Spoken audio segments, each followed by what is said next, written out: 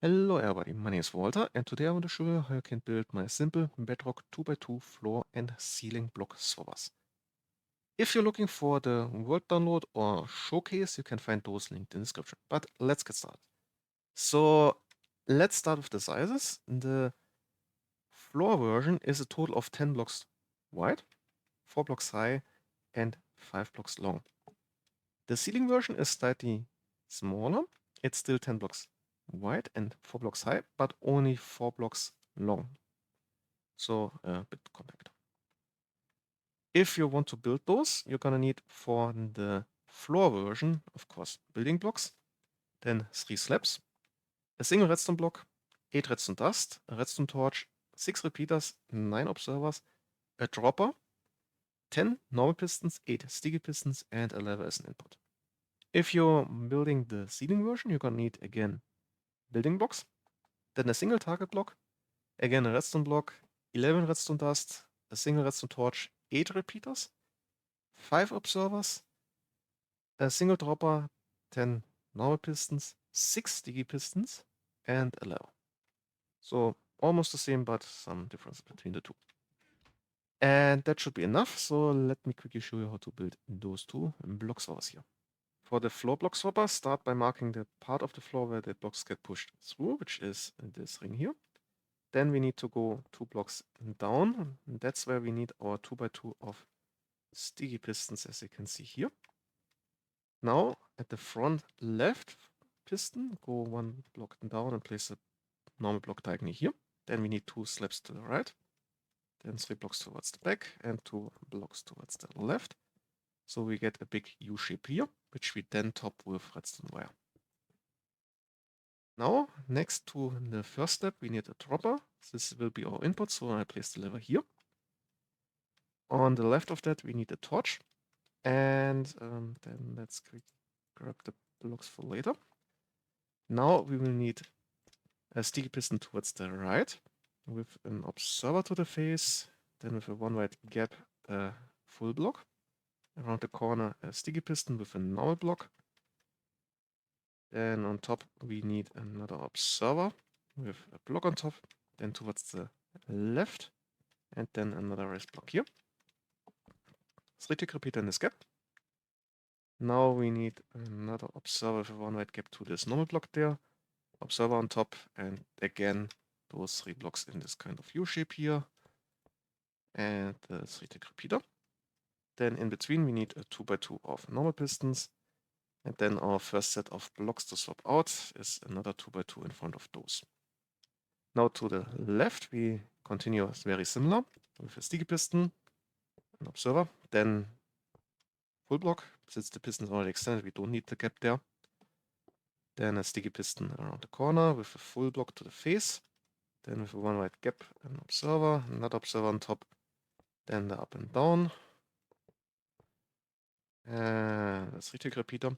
Now slightly different than on the right side. We need an observer looking at this observer, running again into a block, and then we have this up and down again with a 3 tick repeater here, just slightly moved over.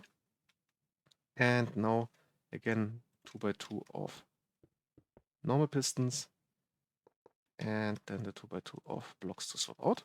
Now we're almost done. Next part is placing an observer on top of the dropper, then a block on top. Then we need to squeeze in here a normal piston going towards the left. Then we will need an upside down slab on top of the torch there, followed by a normal block, and then a raised normal block. Here we need 2 repeaters on 4 ticks each. Then we need to squeeze in another normal piston next to this block, and then in between a redstone block. And now the piston should extend, and if we flick the lever, the first set should be set in, and if we flick the lever again, the second set should be set in. And then obviously the last part is using some different blocks, so it's actually a real block swapper. Like so. And once you've also added the rest of the floor, this build is completely finished, which means now it's time to talk about the ceiling block swapper. Now for the ceiling block swapper, first mark the part where the blocks get swapped out, which is this 4x4 ring here. Then go 2 blocks up from there, and that's where we need our sticky pistons in a 2x2, like so. Then let's go to the front, and on top of the ring, slightly left of the center, we need a normal block with a torch to the right, a dropper on top, and since this is our input, I place the lever here for now. Then let me quickly swap out my pallet there. Now let's start with the right side by adding first a block down here. Then we need a 6 tick in total delay, so either a 2 and a 4 or 2 3-tick repeaters. Then those run directly into a sticky piston facing upwards with an observer going towards the right, which then runs into a full block.